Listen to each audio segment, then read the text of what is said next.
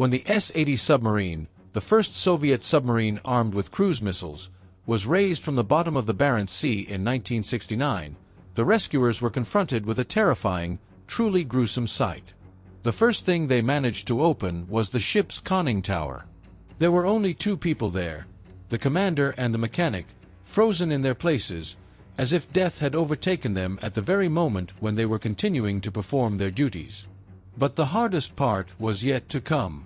When the divers entered the second compartment, in the area of the bow bulkhead between the first and second compartments, they found a whole group of 12 people. They were lying literally in a heap, their bodies piled on top of each other, as if the sailors had been searching until the very last moment for any place where they could breathe. All this clearly indicated that the crew of the S-80 had remained alive for a long time after the boat sank. Perhaps the people had lived for a day, or maybe even longer, in this closed steel sarcophagus at a depth of more than 200 meters. The temperature in the compartments gradually rose, and the air ran out. The last hydroacoustic entry in the logbook is dated 005, he wrote, "Prepare to abandon ship." But nothing followed this phrase. Then there was only silence. When the submarine was raised and examined inside, something else terrible became clear. Throughout the boat, on wristwatches and wall clocks, the hands had stopped at the same time, exactly at 1 o'clock in the morning. And that was the time of the ship's death. But not everyone died immediately. People in other compartments were still alive, continuing to fight for their lives. Several people, 4 or 5, managed to put on rescue suits. What's more, they even prepared a ladder leading to the escape hatch. In other words, they were really trying to get out and kept hope alive until the very end. But when they looked at the pressure gauge, they realized that the depth was about 200 meters, and all the rescue equipment was designed for a maximum of 120 meters. There was no way out. Attempting to leave the boat would mean a painful death from crushing pressure. And so life faded away in the iron belly of the S-80, along with the last breaths of air. When there was nothing left to breathe, the surviving sailors of the S-80 tried to use the breathing apparatus that was on board. But this supply was also extremely limited. There was not enough air to last long. Air pockets remained in the hull of the submarine, which sank to a depth of about 200 meters.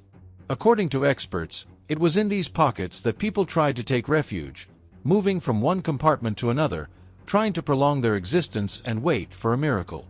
How long exactly they lived in these steel traps is unknown. Physiologists claim that some could have had enough air for several days. But help never came. The tragedy unfolded in January 1961, when the S-80 diesel submarine went out into the Barents Sea to practice combat missions. There were 68 people on board, officers, midshipmen, and sailors. For the crew, it was just another trip. Combat training, strict regulations, watches, and maneuvering drills. Everything looked like the usual maritime routine. Captain 3rd Rank Anatoly Satar, the ship's commander, was on duty in the central post. He always took a small talisman with him on sea voyages, a gift from his father, but whether he had it with him that last time remains a mystery. The boat went underwater and never resurfaced. It disappeared without a trace, as if it had dissolved into the cold black abyss. They searched for it for many months, but never found it. 7 years passed. It was only in August 1968, when a new search system with hydroacoustic devices was introduced into the fleet, that a strange silhouette was detected at a depth of about 200 meters. That is how the S-80 was found. At that time, there was still hope that the submarine would be found earlier. As early as December 1961, search teams passed very close to the site of the disaster, but the technology of the time did not allow for exploration at such depths. Even if they had found it then, it would not have changed anything. 200 meters is a deadly depth for divers, and the fleet did not yet have special rescue equipment at its disposal. Even if some of the crew had survived the first hours and days, there was still no chance of rescue. When deep-sea divers finally descended to the scene of the tragedy, everyone above held their breath, waiting for their report. Everyone hoped for a miracle, although they understood it was too late. After examining the hull, the divers reported that no serious external damage had been found. However, due to the great depth, about 200 meters, and strong currents in the area of the disaster, it became extremely dangerous for divers to remain there. Each descent became a risky test, and the command, realizing that new casualties among the rescuers could not be allowed, decided to stop direct dives. To continue the investigation, a special deep-sea observation camera with a pilot inside was sent to the boat. With its help, it was possible to carefully examine the hull of the sunken submarine. At first glance, there was no external damage. The hull had no holes from torpedoes or mines, and there were no signs of a collision with a ship or unknown object. The possibility of an attack or accident due to a collision with another vessel was completely ruled out. At the same time, experts drew attention to the boat's vertical rudders. Their position indicated that at the moment of the accident, the S-80 was performing a sharp dive, which was beyond the capabilities of a diesel submarine of this class. It seemed that the crew was desperately trying to correct the course, but water was already mercilessly filling the compartments. This made the mystery even more intriguing. What caused the boat to descend to such an uncontrollable depth? Soviet sailors had considerable experience in salvage operations. Back in the 1920s, they successfully raised the sunken British submarine L-55 in the Baltic Sea. The remains of its crew were handed over to the British side with military honors, and the boat itself became part of the Soviet fleet and continued to serve. But in the case of the S-80, the task was much more difficult. Here, it was necessary not only to raise the hull from the depths, but also to try to get inside to find out the truth about the crew's last hours. For this purpose, a special expedition was formed. In 1969, a unique catamaran vessel, the Carpathy, was built specifically for the recovery of the S-80. It was a giant of technical thought of its time, the first domestic lifting ship capable of operating at depths previously inaccessible to divers. Powerful cranes, winches, special cables, and equipment were placed on its deck to enable the hull of the boat to be grasped and carefully lifted to the surface. However, nature itself seemed to resist the disclosure of this secret. A fierce winter storm raged in the Barents Sea. The waves rose to 10 meters, and the wind tore off everything that was not securely fastened to the deck. All ships in the area at that moment received orders to return to base immediately. As experts later discovered, for some reason, this submarine was unable to receive the radio order to return to base. The signal simply did not get through, and the S-80 continued to perform combat duty, unaware of the fatal disaster that awaited it. When the first problems began and the boat found itself underwater at maximum depth, the crew fought for their lives to the last, trying to stay afloat. The submariners closed the emergency bulkheads and activated the emergency systems, but water slowly and inexorably filled the hull. Judging by the marks on the walls and the positions of the bodies, some of the sailors were able to survive for several more days using the remaining air cushions. Their death was painful and terrible, in pitch darkness, in the bitter cold, knowing that there was no help coming.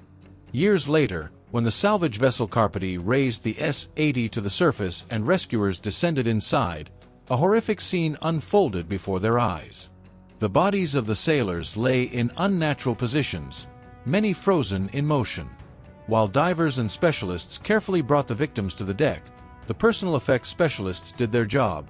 They had to remove the ship's log, secret maps, combat documents, everything that was of national importance. It was then that they stumbled upon the ship's safe. Opening it brought new pain. Inside lay money, the submariners' salaries, which they had not had time to receive and send to their families. These banknotes, new Soviet money from 1961, had not yet been issued to the crew, meaning that the mothers, wives, and children of many of the dead had not even received their last financial support. An incredibly difficult task fell to the military medics and forensic experts who were called in to identify the bodies.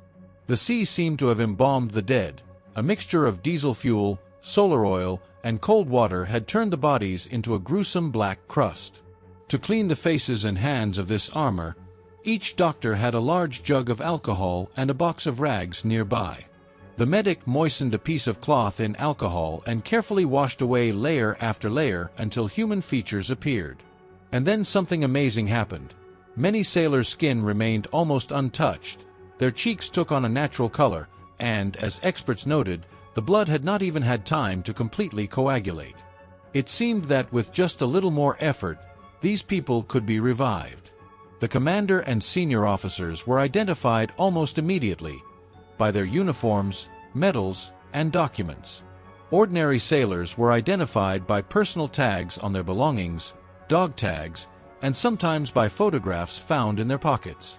The scene was so shocking that even seasoned professionals could not contain their emotions. They said it looked as if the crew had simply fallen asleep and was about to wake up.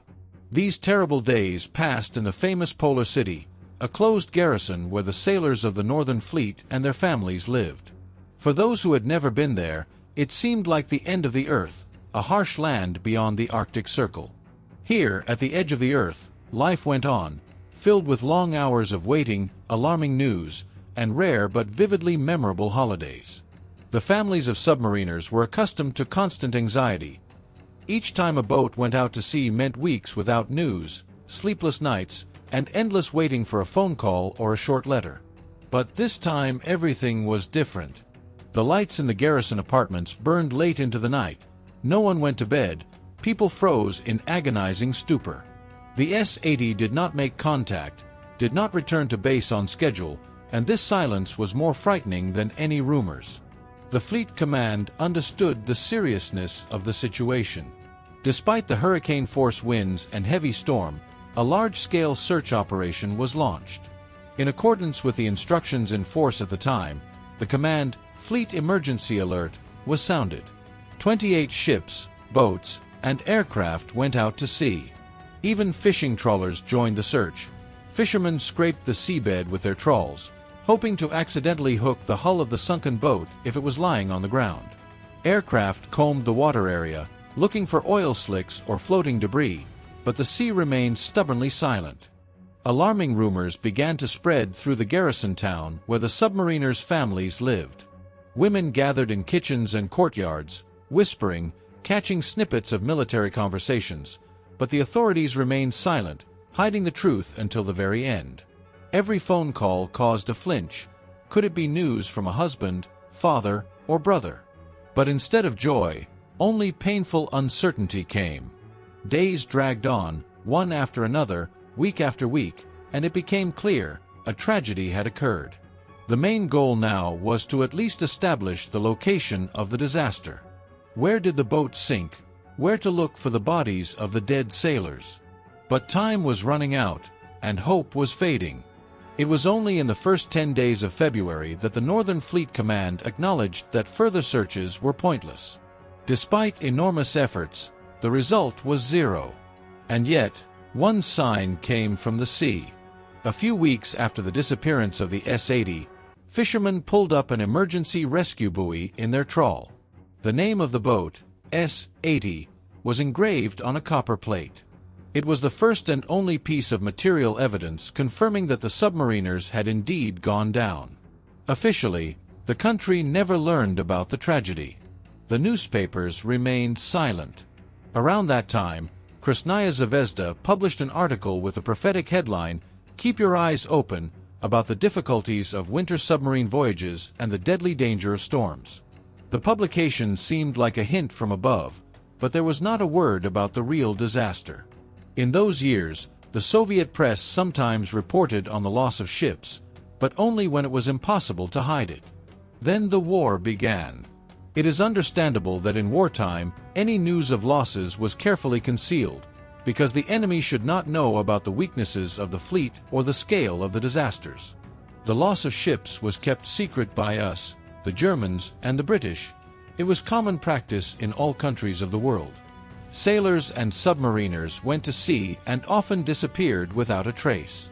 The official reports all contained the same phrase, "missing in action." For the families, it sounded like a sentence without explanation. No one told the wives, mothers, and children of the deceased the truth. Instead of funerals and news from the military unit, they received a dry notification that their breadwinner was missing in action. No honors, no compensation, no support. Moreover, it was considered that the state had already fulfilled its duty. They issued a one-way ticket and sent the family back to their previous place of residence, where they were registered. That was all. No benefits, no special care. Women with small children found themselves alone, without means of subsistence, on the brink of survival. The most frightening thing was that, in the eyes of the authorities, missing in action did not always mean fallen hero. Suspicion of treason or defection to the enemy cast a shadow over the family. The KGB and other agencies, for whom such suspicions were part of their job, often allowed themselves to hint, what if he surrendered? What if he survived and defected to the Germans? These words were not spoken officially, but they hung in the air, turning the grief of families into a double burden. Not only did they lose a loved one, but they also lived under the pressure of hints and unspoken words, as if their beloved husband or father was guilty of betraying their homeland. This attitude crippled their destinies. The children of the dead sailors could grow up with the stigma of being the son or daughter of a traitor, even though their father had remained loyal to his oath until his last breath and died in the steel bowels of a sunken submarine. The secrecy necessary for war turned into monstrous injustice for ordinary people.